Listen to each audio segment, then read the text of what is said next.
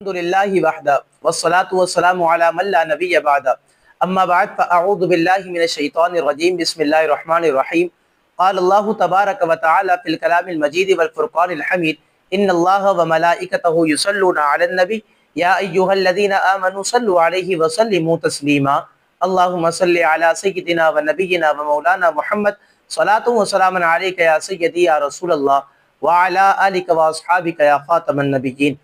اللہ تبارک و تعالیٰ کی حمد و ثنا کے بعد نبی اکرم نور مجسم شفیع معظم آمینہ کے لال پیارے مصطفیٰ کریم صلی اللہ علیہ وسلم کی مبارک پاک خوشبودار بارگاہ میں درود و سلام کا ہدیہ پیش کر لینے کے بعد دعا ہے اللہ تعالی ہم تمام کو قرآن مجید فرقان حمید کا نور کامل نصیب فرمائے۔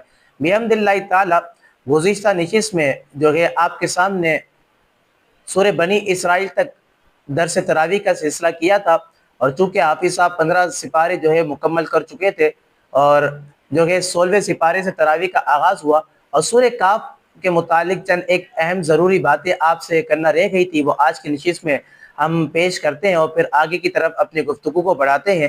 یاد رکھیے گا سورہ کاف کے متعلق مفسرین اکرام ارشاد فرماتے ہیں کہ سورہ کاف جو ہے یہ مکی صورت ہے، اور اس صورت مبارکہ میں کل 12 رکوع اور 111 آیت کریمہ موجود ہیں۔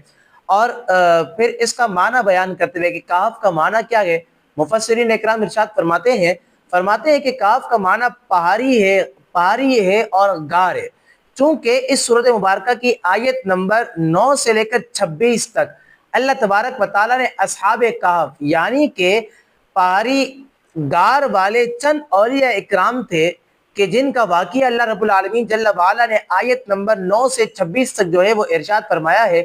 تو اسی مناسبت سے مفسرین فرماتے ہیں کہ اس صورت مبارکہ کا نام سورہ کاف رکھا گیا۔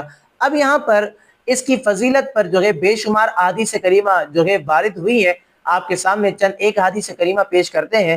سورہ کاف کے متعلق نبی رحمت صلی اللہ تعالی علیہ وسلم کا مبارک فرمان عالی شان موجود ہے کہ جو بخاری شریف میں بھی ہے۔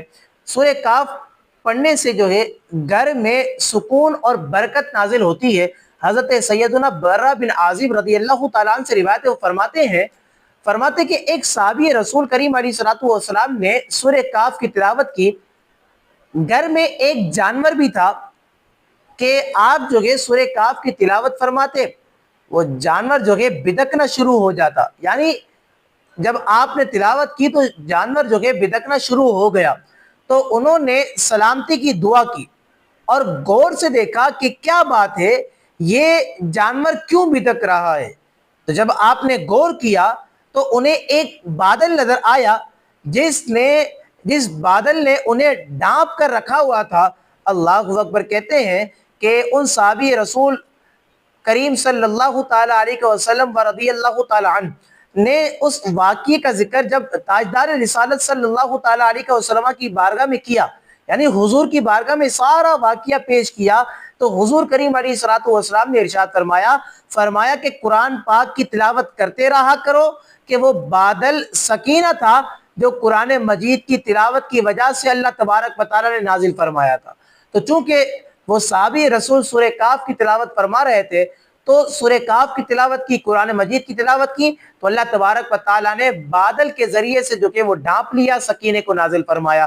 اسی طرح ایک اور روایت موجود ہے کہ جو مسلم شریف کی ہے، حضرت ابو دردہ رضی اللہ تعالیٰ عنہ سے روایت ہے کہ رسول کریم علیہ السلام نے ارشاد فرمایا کہ جس نے سورہ کاف کی ابتدائی 10 آیات کی تلاوت کی، اور فرمایا کہ جس نے سورہ کاف کی ابتدائی 10 آیات کو یاد کر لیا، تو اللہ تبارک و تعالیٰ پھر ایسے شخص کو دجال کے فتنے سے محفوظ فرما دے گا۔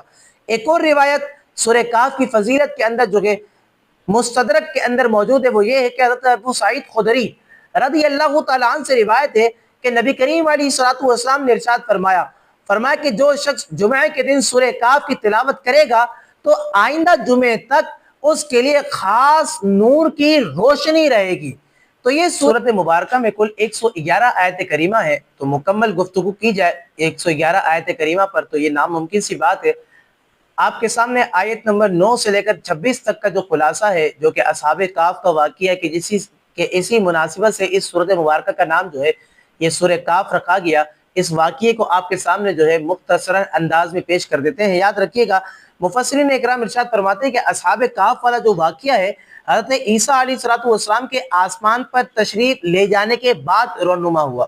اور بعض مفسرین اکرام ارشاد فرماتے ہیں کہ یہ واقعہ حضرت عیسیٰ علیہ السلام سے پہلے کا ہے، اور اس واقعے کا ذکر جو ہے اہل کتاب کی مذہبی کتابوں کے اندر جو ہے بڑے تفصیلی انداز میں موجود ہے۔ واقعہ کون سا ہے؟ مفسرین اکرام ارشاد فرماتے ہیں کہ اصحاب کہف جو کہ ایک شہر کے شرفاء اور معززین اور ایماندار لوگوں میں سے جو ہے ان کا شمار ہوتا تھا۔ اب جو ان کا زمانہ تھا، ان کے زمانے میں ایک دقیانوس بادشاہ تھا، بڑا جابر تھا، بڑا سخت بادشاہ تھا، کہ جو لوگوں کو جو ہے بت پرستی پر مجبور کرتا تھا، اور لوگوں کو بتوں کی عبادت کرنے پر جو کہ یہ مجبور کرتا تھا، اور جو بتوں کی عبادت کرنے پر جو کہ مجبور ہو جاتا تھا تو اس سے خوش ہو جاتا تھا، اور جو بتوں کی عبادت نہیں کرتا تھا تو یہ دقیانوس بادشاہ جو ہے اسے قتل کر دیتا تھا۔ اب آگے مفسرین اکرام ارشاد فرماتے ہیں کہ اس بادشاہ کے جبر اور ظلم سے اپنا ایمان بچانے کے لیے اصحاب کہف جو کہ اس دقیانوس بادشاہ سے بھاگے، اور جب بھاگے تو قریب میں ہی ایک پہاڑ تھا، اور پہاڑ میں غار کے اندر جو کہ اصحاب کہف جو کہ وہ جلوہ فرما ہو گئے، اور وہاں پر اصحاب کہف نے جو کہ پناہ لینے کا آغاز شروع کر دیا۔ یہاں پر مفسرین فرماتے ہیں جب اصحاب کہف جو کہ پہاڑ میں داخل ہوئے، غار میں داخل ہوئے، تو وہاں پر سو گئے، اور 300 برس سے زیادہ کا عرصہ گزرا اسی حال میں کہ اصحاب کہف سوتے رہے۔ 300 سال سے زائد کا عرصہ جو ہے ان کو گزرا۔ اب پھر مفسرین اکرام ارشاد فرماتے ہیں کہ جب اصحاب کہف پہاڑ میں غار میں داخل ہوئے اور بادشاہ کے ظلم اور جبر سے بچنے کے لیے، تو بادشاہ کو جستجو سے معلوم ہوا کہ اصحاب کہف جو ہے وہ غار کے اندر موجود ہیں، وہ پہاڑ کے اندر موجود ہیں۔ تو اس نے حکم دیا کہ غار کو ایک پتھر کے ذریعے سے گویا کہ بند کر دیا جائے، غار کا رستہ بند کر دیا جائے، تاکہ اصحاب کہف وہیں پر مر جائیں، وہیں پر رہتے ہوئے جو انتقال کر جائیں، اور وہ غار ہی ان کی قبر بن جائے۔ تو بادشاہ نے یہ حکم جاری کر دیا۔ اللہ اکبر، کہتے ہیں کہ حکومتی عملے نے جو کہ جس کے سپرد یہ کام کیا گیا تھا، بادشاہ نے جس کو یہ کام سپرد کیا تھا، اب یہ کام کرنا جو کہ شروع کر دیا۔ لیکن یاد رکھیں، یہاں پر مفسرین اکرام ارشاد فرماتے کہ بادشاہ نے جس عملے کو، جس شخص کو یہ کام سپرد کیا تھا کہ غار کا منہ جو ہے، غار کا دروازہ گویا کہ یہ بند کرنا، کہ وہ بڑا نیک شخص تھا، وہ متقی شخص تھا۔ وہ مفسرین اکرام ارشاد فرماتے ہیں کہ اس نے اصحاب کہف کے نام، ان کی تعداد اور پورا واقعہ جو ہے تختی پر لکھ دیا، اور لکھنے کے بعد جو ہے تانبے کے صندوق میں دیوار کی بنیاد سے اندر محفوظ کر دیا، اور یہ بھی بیان کر دیا کہ اس طرح کی ایک تختی شاہی خزانے میں بھی محفوظ کرا دی گئی ہے۔ مفسرین اکرام ارشاد فرماتے ہیں کہ وقت گزرتا رہا، مہینے گزرتے رہے، سال گزرتے رہے، عرصہ گزرتا رہا، پھر ایک وقت ایسا آیا کہ وہ دقیانوس بادشاہ جو ہے وہ ہلاک ہو گیا۔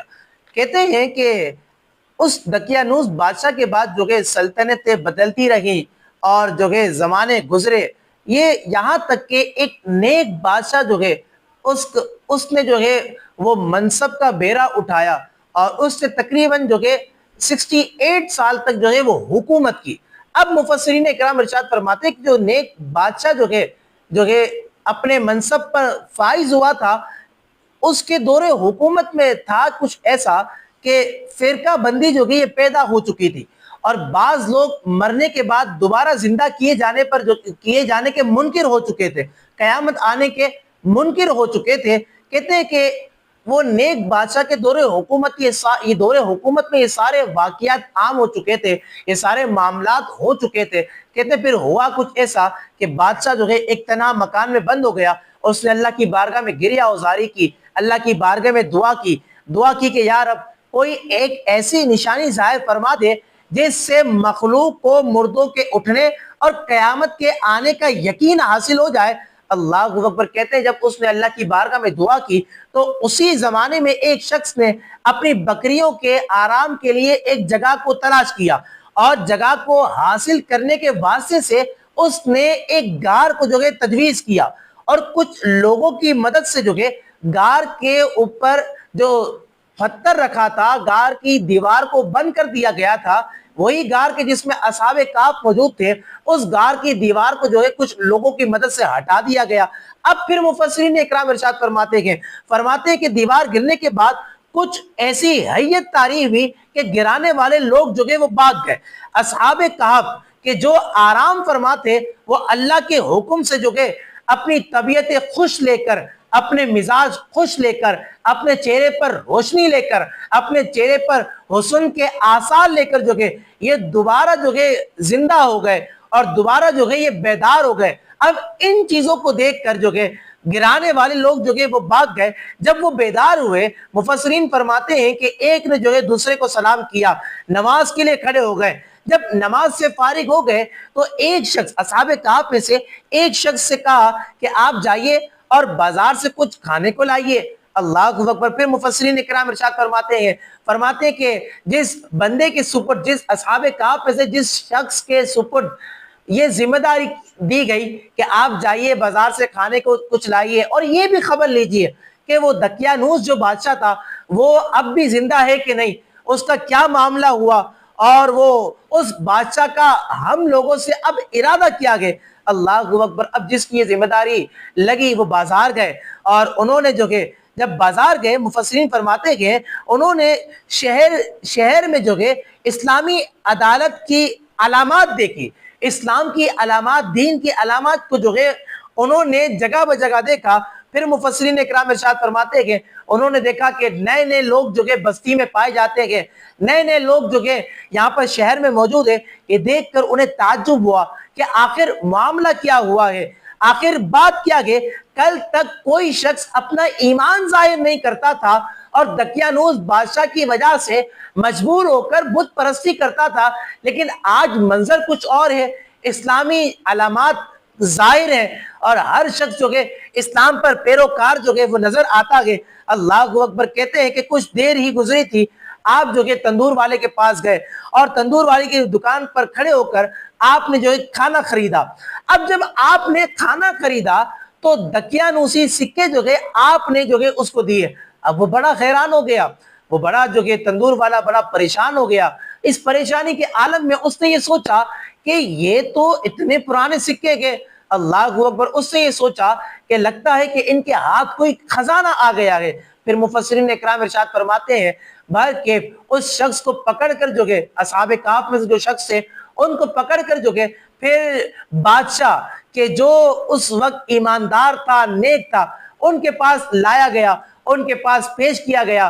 بادشاہ نے ان سے مکالمہ کیا، بادشاہ نے ان سے پوچھا کہ تم کون ہو، کہا ہم فلاں فلاں، اپنا سارا تعارف پیش کیا۔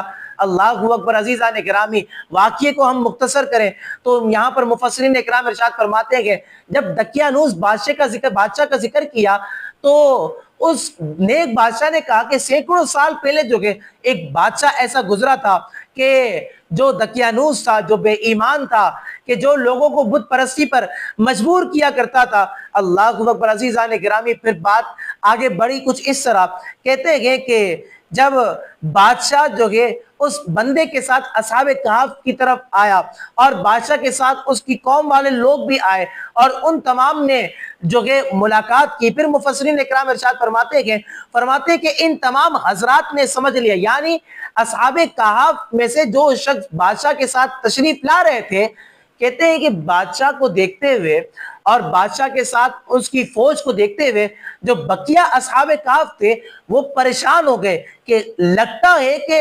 دقیانوس بادشاہ نے ہم پر دعویٰ بول دیا ہے۔ اللہ اکبر۔ وہ ذکر و اذکار میں مشغول ہو گئے، وہ اللہ کی بارگاہ میں دعا کرنے میں مشغول ہو گئے۔ لیکن وہ شخص جو اصحاب کہف میں سے جو تندور سے روٹی لینے کے لیے گئے، انہوں نے سارا واقعہ اپنے ساتھیوں کو بتایا۔ جب سارا واقعہ اپنے ساتھیوں کو بتلا دیا، مفسرین فرماتے ہیں ان حضرات نے سمجھ لیا کہ ہم اللہ تعالیٰ کے حکم سے اتنا طویل عرصہ، اتنا طویل زمانہ جو ہے ہم سو گئے اور اب ہم اٹھائے گئے ہیں۔ اللہ اکبر۔ اور ہمیں اس لیے اٹھایا گیا کہ تاکہ لوگوں کو اس بات کا یقین ہو جائے، تاکہ لوگ یہ یقین حاصل کر لیں کہ مرنے کے بعد جو ہے دوبارہ زندہ کیا جانا یہ حق ہے، اور یہ ہمیں اٹھا کر کے اللہ تعالیٰ نے ان کے سامنے گویا کہ دلیل کو پیش کیا کہ گویا کہ نشانی کو پیش کیا کہ پھر مفسرین اکرام ارشاد فرماتے ہیں کہ بادشاہ نے سرے گار جو کہ مسجد بنانے کا حکم دیا، اور جب سرے گار یعنی گار جس گار میں اصحاب کہف تھے وہاں پر جب بادشاہ نے جو کہ مسجد بنانے کا حکم دیا، مسجد بنی۔ مفسرین فرماتے ہیں کہ سال میں ایک دن ایسا آتا تھا کہ وہ ایک معین دن تھا، لوگ خوشی کا اظہار کرتے ہوئے ہر سال وہاں گار پر جا کر عید منایا کرتے تھے۔ پھر یہاں سے مفسرین اکرام ارشاد فرماتے اس سے معلوم یہ ہوتا ہے کہ اولیاء اللہ کی جو مزارات ہیں، صالحین اکرام کی جو مزارات ہیں، اور ان میں جو عرس کا سلسلہ ہوتا ہے، یہ معمول کوئی آج کا نیا معمول نہیں، یہ تو قدیم زمانے سے چلتا چلا آ رہا ہے۔ تو یہ پورا اصحاب کہف کا واقعہ اور سورہ کہف کا واقعہ تھا کہ جو آپ کے سامنے پیش کیا۔ اب ہم آگے کی جانب چلتے سورہ مریم کی طرف آتے ہیں اور آپ کے سامنے سورہ مریم پر جو ہے کچھ گفتگو کرتے ہیں۔ رب العالمین جل وعلا نے سورہ مریم کو نازل فرمایا۔ مفسرین اکرام ارشاد فرماتے ہیں جمہور علماء اکرام کے نزدیک سورہ مریم مکی صورت ہے۔ مزید فرماتے ہیں کہ اس صورت مبارکہ میں 6 رکوع ہیں اور ٹوٹل 98 آیت کریمہ جو ہے اس صورت مبارکہ میں موجود۔ اس صورت مبارکہ کا نام مریم رکھا گیا۔ مریم کا معنی کیا ہوتا ہے؟ مریم کا معنی ہوتا ہے عابدہ، مریم کا معنی ہوتا ہے خادمہ، اللہ اکبر۔ اور اس صورت مبارکہ کا نام بھی جو ہے مریم رکھا گیا۔ اب اس کی وجہ بھی آپ کے سامنے پیش کرتے ہیں۔ مفسرین اکرام ارشاد فرماتے ہیں یوں تو اگر دیکھا جائے تو قرآن مجید کی کئی صورتیں ایسی ہیں کہ جن میں اللہ تعالیٰ نے تبارک و تعالیٰ نے حضرت مریم رضی اللہ تعالیٰ عنہ کا ذکر کیا، لیکن اس صورت مریم میں دیکھا جائے تو اللہ تعالیٰ نے تفصیلی انداز میں جو ہے سورہ مریم میں حضرت مریم رضی اللہ تعالیٰ عنہ کا ذکر کیا گیا۔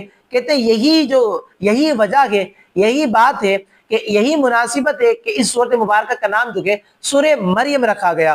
معجم الکبیر کی روایت ہے حضرت مریم حضرت ابو بکر بن عبداللہ رضی اللہ تعالیٰ عنہ سے روایت ہے، کہتے ہیں یہ بیان فرماتے کہ میں نے نبی کریم علیہ السلام کی بارگاہ میں حاضر ہو کر عرض کی کہ یا رسول اللہ صلی اللہ تعالیٰ علیہ وسلم، آج میرے ہاں لڑکی کی ولادت ہوئی ہے۔ تو حضور کریم علیہ السلام نے ارشاد فرمایا کہ آج رات مجھ پر سورہ مریم نازل کی گئی، چنانچہ تم اس لڑکی کا نام جو ہے مریم رکھ دو۔ اب سورہ مریم کی گویا کہ یہ فضیلت ہے کہ جو اللہ کے نبی کریم علیہ السلام نے ارشاد فرمائی۔ آگے آیت نمبر 12 پر آپ کے سامنے گفتگو کرتے ہیں۔ رب العالمین جل وعلا کے کلام میں جو کہ سورہ مریم میں آیت نمبر 12 رب العالمین جل وعلا فرماتا ہے یا یحییٰ خذ الکتاب بقوہ وآتیناہ الحکم صبیہ۔ رب العالمین جل وعلا نے فرمایا کہ اے یحییٰ کتاب کو مضبوطی سے تھامے رکھو، اور ہم نے بچپن میں ہی انہیں جو ہے حکمت سکھائی اور انہیں حکمت عطا فرما دی۔ یہاں پر مفسرین اکرام ارشاد فرماتے ہیں کہ حضرت یحییٰ علیہ السلام یہ اللہ کے نبی ہیں، اور حضرت یحییٰ علیہ السلام حضرت زکریا علیہ السلام کے بیٹے ہیں، اور حضرت زکریا علیہ السلام کا پورا واقعہ جو ہے 3 پارے کے اندر سورہ آل عمران کے اندر بھی موجود ہے۔ المختصر آپ کو یہ بات بتائیں کہ جب حضرت یحییٰ علیہ السلام کی ولادت ہوئی تو حضرت زکریا علیہ السلام کی اس وقت عمر شریفہ جو ہے 75 سے 80 سال تھی۔ کہتے ہیں کہ اللہ تعالیٰ نے آپ کو یحییٰ علیہ السلام کی نعمت سے نوازا۔ اللہ اکبر۔ حضرت ابن عباس رضی اللہ تعالیٰ عنہ کی روایت ہے حضرت یحییٰ کی ولادت کے بعد جب آپ کی عمر 2 سال کی ہوئی، یعنی حضرت یحییٰ علیہ السلام 2 سال کے ہیں، تو اللہ پاک نے ارشاد فرمایا کہ اے یحییٰ کتاب یعنی کہ کتاب توریت کو مضبوطی کے ساتھ تھامے رکھو۔ کتاب سے مراد توریت ہے، توریت کو مضبوطی کے ساتھ تھامے رکھو اور اس پر عمل کرنے کی بھرپور کوشش کرو، اور ہم نے اسے بچپن میں ہی حکمت عطا فرما دی۔ اللہ اکبر۔ مفسرین اکرام ارشاد فرماتے ہیں کہ حضرت یحییٰ علیہ السلام کی جب عمر شریفہ 3 سال کی ہوئی تو اللہ تبارک و تعالیٰ نے اس وقت جو کہ حضرت یحییٰ علیہ السلام کی عقل کو کامل فرما دیا تھا۔ اللہ اکبر۔ اور 3 سال کی آپ کی عمر تھی کہ اللہ تبارک و تعالیٰ نے آپ کی طرف جو کہ وحی فرمائی۔ یہاں پر حضرت ہمارے نبی کریم علیہ السلام کا یہ فرمان موجود ہے۔ حضرت معاذ بن جبل رضی اللہ تعالیٰ سے روایت فرمایا کہ اے میرے بھائی یحییٰ، اللہ جو ہے آپ پر رحم فرمائے، جب انہیں بچپن کی حالت میں بچوں نے کھیلنے کے لیے بلایا تو آپ نے ان بچوں سے کہا کہ اے بچوں، کیا ہم کھیلنے کے لیے پیدا کیے گئے ہیں؟ اللہ اکبر۔ یہ حضرت یحییٰ علیہ السلام نے بچپن میں بچوں سے کہہ دیا تھا۔ اب اس آیت کریمہ سے معلوم کیا چلتا ہے؟ یاد رکھیں، معلوم یہ چلتا ہے کہ ہمیں اللہ تعالیٰ نے کھیلنے کے لیے پیدا نہیں کیا، ہمیں اللہ تبارک و تعالیٰ نے دنیا میں بھیجا ہے تو اس کا ایک مقصد ہے۔ اللہ تبارک و تعالیٰ نے اس مقصد کو بھی جو ہے قرآن مجید فرقان حمید میں ارشاد فرمایا کہ بندہ جب دنیا میں آیا ہے تو اس کا زندگی گزارنے کا آخر مقصد کیا ہے؟ رب کا قرآن کہتا ہے، فرماتا ہے رب تعالیٰ کہ وما خلقت الجن والانس الا لیعبدون، رب تعالیٰ فرماتا ہے کہ ہم نے جنات اور انسانوں کو پیدا کیا تاکہ وہ ہماری عبادت کریں۔ تو ہماری زندگی کا مقصد جو ہے عبادت الہی ہے، ہماری زندگی کا مقصد معرفت الہی ہے۔ تو عبادت الہی کے جتنے بھی کام ہے کہ جس سے اللہ کی عبادت ہوتی ہے، چاہے نماز ہو، چاہے روزہ ہو، چاہے زکوٰۃ ہو، چاہے حج ہو، چاہے صدقہ ہو، چاہے فطرہ ہو، المختصر میرے دوست بزرگوں، عبادت الہی کے لیے جو ہے ہمیں دنیا میں بھیجا گیا ہے۔ تو اس مقصد کو جو ہے ہمیں اپنے سامنے رکھنا چاہیے اور اسی مقصد کے ساتھ جو ہے ہمیں اپنی زندگی کو گزارنا چاہیے، کیونکہ جب بندہ اس مقصد کے ساتھ زندگی کو گزارے گا تو اللہ تبارک و تعالی ایسے بندے کی قبر کو بھی سنوار دے گا اور آخرت کو بھی سنوار دے گا۔ اللہ اکبر۔ اس سورۃ مبارکہ کی آخری آیت کریمہ ہے آیت نمبر 15۔ رب العالمین جل وعلا نے ارشاد فرمایا کہ اور اس پر سلامتی ہے جس دن وہ پیدا ہوئے، جس دن وہ فوت ہوں گے اور جس دن اٹھائے جائیں گے۔ اب اس آیت کو آپ کو سمجھنا ہے، یہ آیت عقیدے کو بھی ثابت کرتی ہے۔ امام ابن جریر طبری رحمت اللہ تعالی علیہ فرماتے ہیں کہ یہاں پر اللہ تعالیٰ نے جو فرمایا کہ وسلام علیہ، اور اس پر سلامتی ہے، سلام ہے، اس سلام سے مراد کیا گیا، مفسرین فرماتے ہیں کہ امان، یعنی کہ امان ہے۔ اللہ تبارک و تعالیٰ نے فرمایا کہ اس پر سلامتی ہے جس دن وہ پیدا کیے گئے، ایک بات، جس دن وہ فوت ہوں گے، دوسری بات، اور جس دن زندہ کیے جائیں گے۔ ان تینوں پر جو ہے اللہ تعالیٰ نے سلامتی کا جو ہے ارشاد فرمایا۔ مفسرین اکرام ارشاد فرماتے کہ سلامتی سے مراد امان ہے۔ یاد رکھیے گا کہ جب بچہ پیدا ہوتا ہے تو شیطان اسے ضرر پہنچاتا ہے، شیطان اسے نقصان پہنچاتا ہے، لیکن حضرت یحییٰ علیہ السلام کی ذات مبارک یہ ایسی ذات مبارک ہے، رب کا کلام خود کہتا ہے کہ اس پر سلامتی ہے جس دن وہ پیدا کیے گئے۔ یعنی ہر شخص پیدا ہوتا ہے، شیطان ضرر پہنچاتا ہے، لیکن جب حضرت یحییٰ تشریف لائے تو شیطان آپ کو چھو بھی نہ سکا، شیطان آپ کو ضرر بھی نہ دے سکا، شیطان آپ کو نقصان نہ دے سکا۔ پھر مزید فرماتے جب وہ فوت ہوں گے تو عذاب قبر سے امان میں رہیں گے، اور جب یہ حشر کے دن اٹھائے جائیں گے، دوبارہ اٹھیں گے، تو عذاب قیامت سے بھی جو ہے یہ مامون رہیں گے، محفوظ رہیں گے۔ اللہ تعالیٰ نے، یاد رکھیے گا، اور بھی انبیاء کرام ہیں، یہاں پر اللہ تعالیٰ نے حضرت یحییٰ علیہ السلام پر سلام بھیجا، وسلام علیہ، لفظ ہمیں بتاتا ہے، سیگا ہمیں بتلا رہا ہے، وسلام علیہ، کہ حضرت یحییٰ علیہ السلام پر اللہ تعالیٰ نے سلام بھیجا۔ لیکن یاد رکھو اور بھی انبیاء ہیں کہ جن پر اللہ تبارک و تعالیٰ نے سلام بھیجے۔ مثال کے طور پر سلام علی نوح فی العالمین، یہاں پر حضرت نوح علیہ السلام پر بھیجا۔ حضرت سلام علی ابراہیم، یہاں پر حضرت ابراہیم علیہ السلام پر سلام بھیجا۔ سلام علی الیاسین، یہاں پر حضرت الیاس علیہ السلام پر جو کہ سلام بھیجا۔ لیکن ان تمام پر ایک ایک بار جو کہ سلام بھیجا۔ یاد رکھیے گا کہ حضرت یحییٰ علیہ السلام کی ذات مبارکہ یہ وہ ذات مبارکہ ہے کہ اللہ تبارک و تعالیٰ نے ان پر 3 مرتبہ جو کہ وہ سلام بھیجا، 3 بار سلام بھیجا، کہ جب وہ پیدا ہوں گے، جب وہ فوت ہوں گے، اور جب وہ دوبارہ اٹھائے جائیں گے۔ اللہ اکبر۔ تو اس آیت کریمہ سے معلوم یہ ہوتا ہے، یہ آیت مبارکہ عقیدہ یہ بتاتی ہے کہ انبیاء اکرام پر کثرت سے سلام پڑھنا چاہیے، انبیاء اکرام پر کثرت سے درود پاک کا نذرانہ پیش کرنا چاہیے۔ اور یاد رکھیں، ایمان کو تازہ کرنے والی بات جو کہ وہ یہ ہے کہ جب اس آیت کریمہ میں غور کرتے ہیں ترجمے میں غور کرتے ہیں، تفسیری نکات کو جو ہے جب پڑھنے چلے جاتے ہیں تو میرے دوست و بزرگوں عقیدہ اہل سنت جو ہے یہ کھل کر کے سامنے آتا ہے۔ لوگ یہ کہتے ہیں کہ نبی کریم علیہ الصلوۃ والسلام کی ولادت کے دن جو ہے خوشی کا اظہار مت کیا کرو۔